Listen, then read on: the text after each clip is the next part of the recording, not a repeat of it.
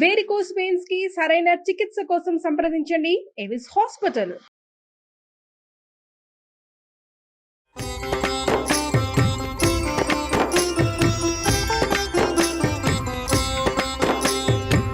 నమస్కారం. విష్ణు పురాణం 5వ భాగంలోకి వచ్చాం. మారిష అయోనిజైన మారిషకి ప్రచేతసులు 10 మందికి వివాహం జరిగింది. అయితే ఈ వివాహం జరిగిన తర్వాత ప్రచేతసులకు మారిష ఎందు బ్రహ్మకి సాటిగా చెప్పదగిన కుమారుడు కలిగాడు. అతడి పేరు దక్షుడు. అతని వల్ల దేవదానవ గంధర్వ సిద్ధ విద్యాధరాది నానాజీవులు, ద్విపద చతుష్పదాది నానాజంతు సంతతి కూడా కలిగింది. ఆ విధంగా దక్షుడు ప్రజాపతి అయ్యాడు అని చెప్పగా మైత్రేయుడు అడిగాడట, బ్రహ్మ యొక్క కుడి చేతి బొటన వేలించి దక్షుడు పుట్టాడని వినికిడి కదా, మరి అతను ప్రచేతసుల కొడుకు అవడం ఎలాగా అని అడిగితే, బ్రహ్మమానస పుత్రుడు దక్షుడు తపోధనులలో అగ్రగణ్యుడు. అతనికి నాశనం లేదు.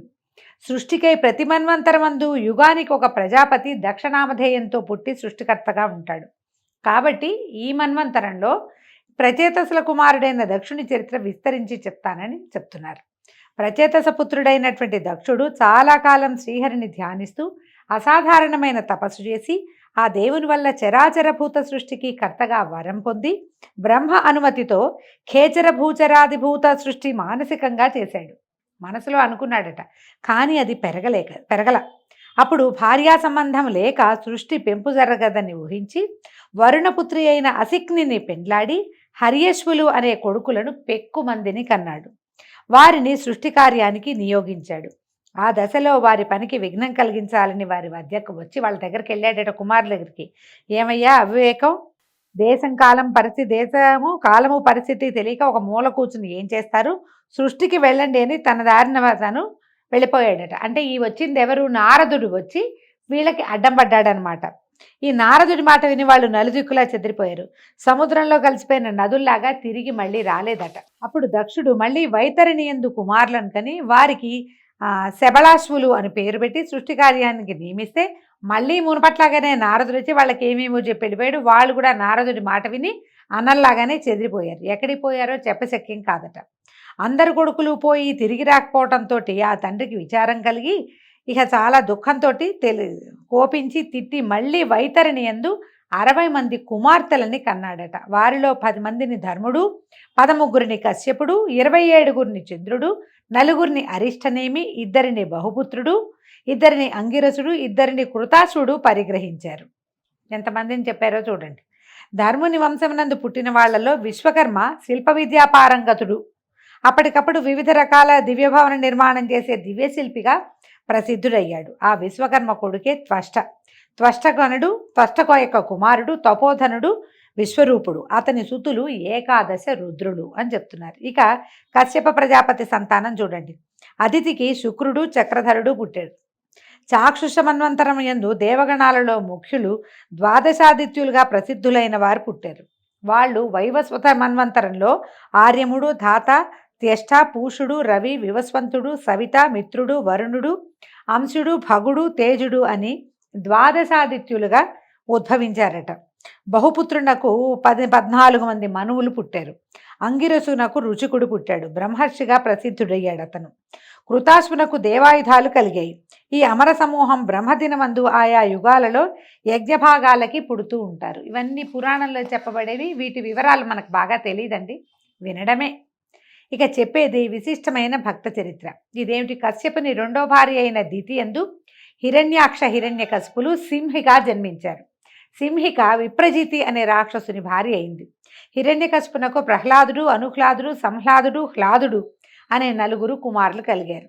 వారిలో ప్రహ్లాదుడు పరమ భాగవతోత్తముడు. అతని చరిత్ర మనసుకి మాటకి అందని మహనీయ గుణ విశిష్టంతా కలిగి ఉంది. అతని చరిత్ర నాకు అందినంత వరకు చెప్తానన్నారు.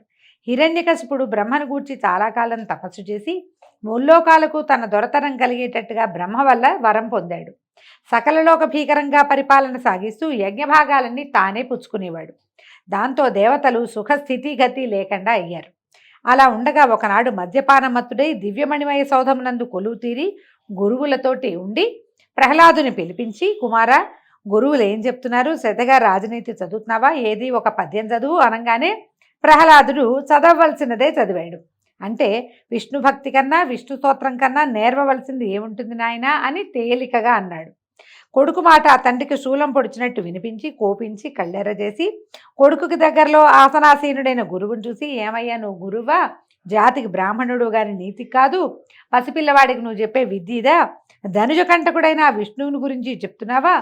ఏమనాలి అని నిన్ను ఇక ఆయన నోటికొచ్చిన వాక్యాలన్నీ తిట్టిపోసాడు. తిట్టేసరికల్లా ఆయన అన్నాడు, ఆ గురువుగారు, నాయన నేను చెప్పేది విను, నీ కొడుకు సంగతి తోటి పాలుడికి తెలుసు, నేను నీ సంబంధమైన రాజనీతే చెప్తున్నాను, వింటున్నట్టు నడుస్తాడు, ఏమీ ప్రయోజనం లేదు, పాఠం అయ్యాక అవతలకెళ్ళి ధనుజబాలుడికి విష్ణువు గురించే చెప్తూ ఉంటాడు, ఏం చేయమన్నావు, నా తప్పేం లేదని గురువుగారు వాపోయి మొరపెట్టుకున్నాడు. హిరణ్యకశిపుడు కుమారుని అదిలించి, ఇదిగో ఈనాటి నుంచి గురువు చెప్పింది బుద్ధిగా నేర్చుకో, ఇంకా విష్ణువు అవి మా పేరెత్తదు, మన వంశానికి విరోధి అయిన ఆ విష్ణు ఘోష నీకు తగదు, మన ఇంటా వంట లేని బుద్ధి ఇది మంచిది కాదు, విష్ణువు నాకంటే గొప్పవాడు ఎందుకయ్యాడు, ఎక్కడో దాక్కుంటున్నాడు, ఈ ముల్లోకాలకి అధిపతిని నేను, నా పేరే జపం చేయాలని గట్టిగా బుద్ధి చెప్పి కుమారుణ్ణి గురువుతో పంపాడు. ఇంటికి వెళ్ళాక తర్వాత గురువు బుజ్జగించి ప్రహ్లాదుడికి, నాయన మీ నాన్న బ్రహ్మ గురించి తపస్సు చేసి ముల్లోకాలకి ప్రభువుగా వరం పొందాడు, విష్ణువు పేరెత్తితే ఒప్పుకోడయ్యా, కాబట్టి నీతి శాస్త్రం చదువుకో, విష్ణునామం వద్దు నీకు, శాస్త్రం చదువుకోమంటే ప్రహ్లాదుడు అన్నాడు, మా నాన్నకి పుట్టిన వెరితనమే మీకు కూడా అబ్బినట్టుంది, సకల లోకాధిపతి విష్ణువుని కాదని ఇంకొకడని చెప్పడం అజ్ఞానం కాదా? పాపకర్మలు చేసే ధనుజులకు పౌరోహిత్యం చేస్తున్నందువల్ల వాళ్ళ గుణాలే నీకు కూడా పట్టినట్టున్నాయి, ఇలాంటి నీ దగ్గర చదువుకోవటం నిజంగా తెలివి తక్కువతనం, నా నిర్ణయం ఒకటే, విష్ణువుణ్ణి కాదని చెప్పే నీ చదువు నేను వినేది లేదని ఖచ్చితంగా చెప్పేశాడు. ఈ మాట విన్న గురువు నోరుగా మెదపలేకపోయాడు. అయితే ఇంకా కొంతకాలం అయిన తర్వాత హిరణ్యకశిపుడు ఒకనాడు వినోదం చిత్తగిస్తూ కొడుకుని రప్పించి, శ్రద్ధగా శాస్త్రం చదువుతున్నావా, ఏవి 4 సూత్రాలు చెప్పు అని అడిగేసరికల్లా ఈ అబ్బాయి ఏమన్నాడు, మళ్ళీ ప్రహ్లాదుడు, శ్రీరమణీ మనోహరుడు సర్వలోక విఖ్యాత చరిత్రుడు పద్మనేత్రుడైన విష్ణుదేవుణ్ణి భజించిన ధన్యుడను, నాకు ఈ నీతులు గీతులు ఎందుకు తండ్రి అన్నాడు. అనేసరికి హిరణ్యకశిపుడు కోపంతో పళ్ళు పటపటా కోరికి నిప్పులు రువ్వే చూపులతో కొడుకుని చూసి, దురాత్మ, వంశానికి ముప్పు తెచ్చే దుర్మార్గుడు అయ్యావు, ధనుజాతికి మారకుడైన వారిని భజిస్తున్నావా? ఇతను పూర్వం ఈ విష్ణువు మొత్తం పాల సముద్రంలో నుంచి వచ్చిన ప్రతి వస్తువుని దేవతలకి అప్పచెప్పాడే కానీ ఒక్క వస్తువుని రాక్షసులకి దక్కనివ్వలేదు. దుర్మార్గుడు, ధనుజకంటకుడు, రాక్షస జాతికి అంకుశం లాంటివాడు, అతనిని నువ్వు పూజించడానికి వీల్లేదు, నేను నిన్ను చంపేదే ఖాయం, నిన్ను ప్రాణాలతో ఉంచేది లేదు, నువ్వు భజించే ఆ ధనుజ వైరి నిన్ను ఎలా కాపాడతాడో చూస్తానని తాళ్లతో కట్టి ఏనుగులతో తొక్కించి శూలాలతో పొడిపించి విషాన్నం పెట్టించి అగ్నికి ఆహుతి చేయడానికి ప్రయత్నించి ఎన్నో మారణ ప్రయత్నాలు చేశాడు. ప్రహ్లాదుడు మరింత తేజస్సును పొందాడు కానీ క్షీణించలేదు. అయితే ఈ హిరణ్యకశిపుడు ఏం చేయాలో తెలియక కుమారుడి వైపు చూస్తూ ఉండిపోయాడు. మళ్ళీ పిల్లవాడిని గురుకులానికి పంపించారు. కొన్నాళ్ళు గడిచాయి. మళ్ళా కొంతకాలం అయ్యాక ఈయన హిరణ్యకశిపుడు పిల్లాడిని పిలిచాడు. ఏమైనా చదువుకుంటున్నావా, కులోచిత విద్య నేర్చుకుంటున్నావంటే, నా బుద్ధి ఆ విష్ణుదేవుని భజనకే లొంగి ఉన్నది, అంకితం అయిపోయింది, లౌకికమైన కుల విద్య నాకు అబ్బదు, అది నాకు వద్దని హిరణ్యకశిపుడు చెప్పేసరికల్లా నిన్ను ఇంకా తుదముట్టించాల్సిందేనని తాళ్లతో కట్టి సముద్రంలో పడేసి పైన ఒక కొండని పడేయండి అని చెప్పాడట. వాళ్ళు ప్రహ్లాదుని తీసుకుని వెళ్ళి తాళ్లతో కట్టేశారు, సముద్రంలో పడేశారు. ఒక పెద్ద కొండరాయినైతే ఆ పిల్లాడి నెత్తి మీద విసిరేశారు. ప్రహ్లాదుడు చెలించల నారాయణ నామస్మరణే చేసుకుంటూ శ్రీహరిని తన హృదయ పద్మంలో ధ్యానముద్రతో ప్రతిష్ఠించి స్తుతిస్తూ హాయిగా ఉన్నాడట. గట్టున ఉన్న రాక్షస భటులు వింతగా చూస్తూ ఉండగా సముద్రం అలలతో పొంగి కొండను పక్కకు తొలగించి ప్రహ్లాదుని అలనలన గట్టుకు చేర్చేసింది. రాక్షసులు ఆశ్చర్యపోయారట. సర్వశక్తి సంపన్నుడైన శ్రీహరి సంరక్షుడై ఉన్న భక్తునకు కొండలు బండలు ప్రమాదకరాలు అవుతాయా? అవ్వవు. చంపడానికి నుంచిన రాక్షస భటులు కూడా బెదిరి కొంత దూరాన ఉన్న చెట్ల కిందకి పారిపోయారు. ఆ సమయంలో గట్టున ఉన్న ప్రహ్లాదునకు శ్రీహరి అభయహస్తంతో ప్రత్యక్షమయ్యాడు. దేవుణ్ణి చూసినటువంటి ప్రహ్లాదుడు పరమానంద భరితుడై అనేక విధాలుగా భగవంతుని స్తుతించాడట.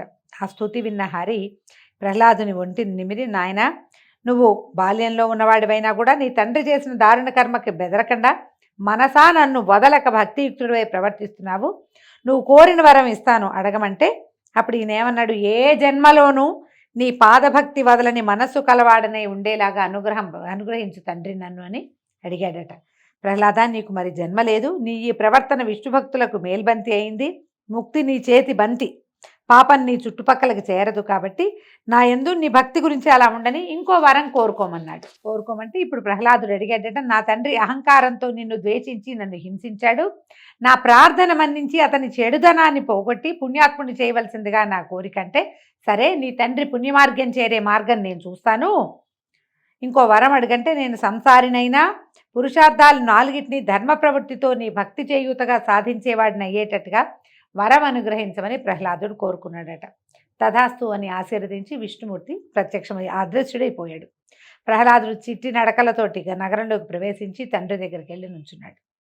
హరివరం వల్ల మునుపటి ద్వేషం పోయి సత్వగుణం కలిగిన వాడయి కొడుకును కౌగిలించుకుని, నాయన ఎంతో చాలా సంతోషం, నా వల్ల పడరాని పాటలు పడినా శ్రీహరిదేవల క్షేమంగా ఉన్నావు, ఇది నా భాగ్యమని కొడుకుని లాలనగా ఓదార్చి ఆనందంగా ఉంటూ చిరకాలం రాజ్యం పాలించి తుదకు విరక్తి కలిగి శరీర త్యాగం సామాన్యంగా అవ్వదు, ఆ విష్ణువు వల్లనే అవ్వాలని మళ్ళీ రాజసమూర్తి అయి విష్ణుని ద్వేషించడం ప్రారంభించాడు.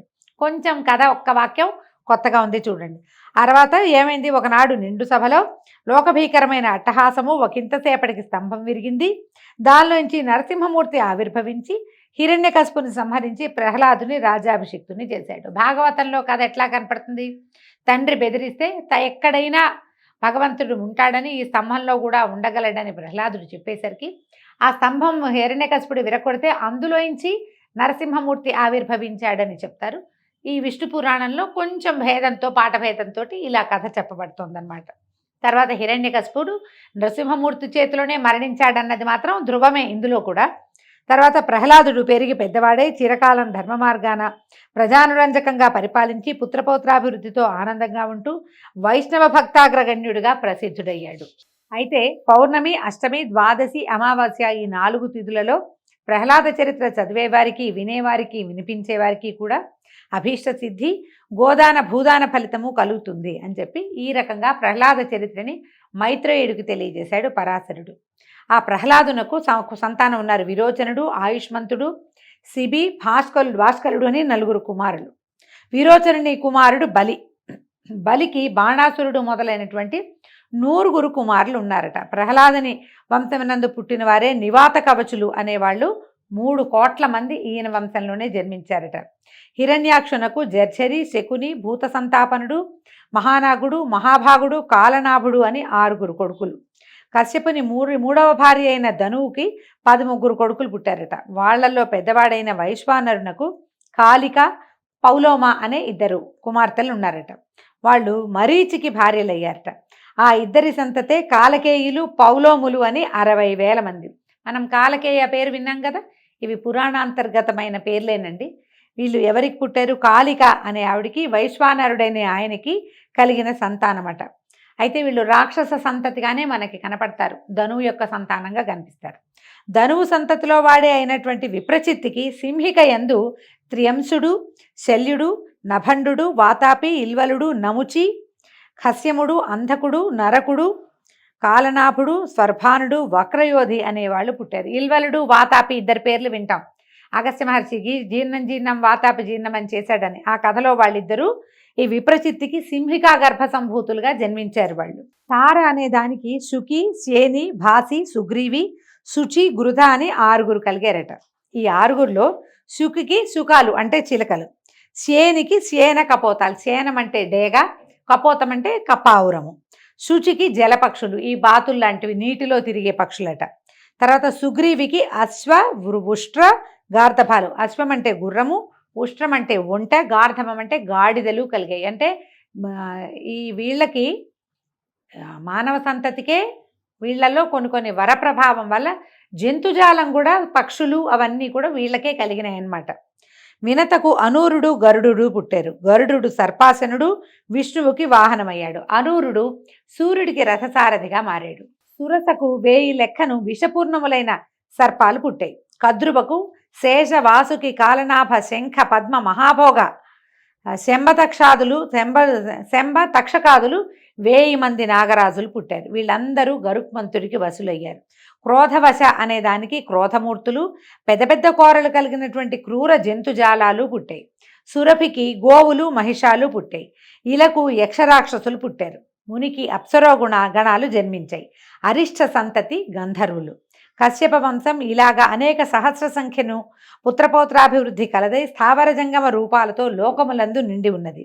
ఇదంతా స్వారోతిష మన్వంతరమునందు శ్రీనాథుని రాజసగుణ కల్పితమైనటువంటి సృష్టి. అదితినందనుడైన ఇంద్రుని వజ్రాయుధమునకు దైత్యదానవ సమూహం బలికాగా దితి దుఃఖిస్తూ కశ్యపుణ్ణి చాలా కాలం సంతతి కోర్కెతోటి నిరంతరం సేవించింది. అది వైవస్వత మన్వంతరం. ఆమె సేవకు మెచ్చినటువంటి కశ్యపుడు ఏమి నీ కోరిక అని అడిగితే, ఇంద్రుణ్ణి చంపి శచితో సహా దేవరాజ్యాన్ని ఏలే కొడుకుని ప్రసాదించు నాథ అని అడిగిందట. అడిగితే శుచిగా ఉంటూ నియమంగా వ్రతం చేస్తూ ఉండు, నీ కోరిక కలిగిన ఎట్లాంటి కోరిక ఉందో అటువంటి కుమారుడు కలుగుతాడని చెప్పింది. అశుచిగా ప్రవర్తిస్తే గర్భం నశిస్తుందని కశ్యపుడు పుత్రదానం చేసి వెళ్ళిపోయాడు. ఈ దితి సకల విధ నియమాలు పాటించి ప్రవర్తిస్తే గర్భవతి అయింది. ఇంద్రుడికి దితి కోరిక తెలిసి కపటపు భక్తితోటి సవతి తల్లికి సేవ చేస్తూ ఉండేవాడు. అమ్మ, నువ్వు గర్భాల సత్తతో ఉన్నావు, నీకు నేను సేవ చేస్తానని చెప్పి ఆమె దగ్గరే ఉండేవాడు. ఒకనాడు ఏం చేసిందట ఈ దితి, ఒకనాడు భోజనం చేసి పాద ప్రక్షాళన చేయక లోపలికి వచ్చి గర్భాల సత్తతోటి, అంటే కడుపుతో ఉంది, బరువుగా ఉంది మనిషి, ఓపిక లేదు ఆవిడికి, జుట్టు విరబోసుకొని పాన్పు మీద వాలి నిద్రాముద్రిత అయింది. అయితే చూడండి, 2 దోషాలు. భోజనం చేశాక కాళ్ళు కడుక్కోకపోతే దోషం, మంచిది కాదు. జుట్టు విరబోసుకొని పడుకోవడం ఇప్పుడు సహజంగా అందరూ చేసే పనిది, కానీ ఈ పని చేస్తే తప్పనమాట. ఇదే సమయమని ఇంద్రుడు ఏం చేశాడట, సూక్ష్మ రూపంలో దితి గర్భంలోకి ప్రవేశించి లోపలున్న గర్భస్థ శిశువు కెవ్వమని ఏడ్చిందట. ఏడిస్తే మారోదీహి మారుద అంటే ఏడవద్దు, ఏడవకండి అని చెప్పి వజ్రంతో ఆ శిశువుని 7 ఖండాలుగా నరికి వాటిని మళ్ళీ 49 తునియలుగా చేసి బయలుపడి చడి చప్పుడు లేకుండా వెళ్ళిపోయారు. వెళ్ళిపోయేసరికల్లా ఈ 49 ఖండాలు 49 రూపాలు ధరించి ఏం చేశారట, ఈ స్రావం అయింది, వీళ్ళు సంతానంగా రూపొందితే ఆవిడ ఆ పిల్లలందరినీ ఇంద్రుడి వెనకాల ఉండండి, వాడి వల్లే మీరు ఇలా అయ్యారు కాబట్టి అని వదిలిపెట్టేసిందట. వాళ్ళు ఇంద్రుడికి తోడుగా అయ్యారు. వీళ్ళు ఆమె ఇంద్రుణ్ణి సంహరించాలన్న కోరికతోటి సంతానాన్ని పొందినప్పటికీ ఇంద్రుని వల్ల వేర్వేరు జీవితాలు పొందటం వల్ల ఇంద్రునికి సహాయకులుగా మరుత్తులుగా మారారట. ఆయనతో పాటే ఉండిపోయి మరుద్గణాలుగా ప్రసిద్ధి పొందారట. మునుపు పృథువును పరిపాలకుడుగా బ్రహ్మ నియమించిన తర్వాత ఆయా శాఖలకి అధిపతులుగా కొంతమందిని నిర్ణయించాడు. ఎవరెవరిని ఏ ఏ గణాలకి అధిపతులుగా బ్రహ్మచేత నియమించబడ్డారో ఆ విషయాన్ని రేపు ఉదయం తెలుసుకుందామండి. అంతవరకు సెలవు. నమస్కారం.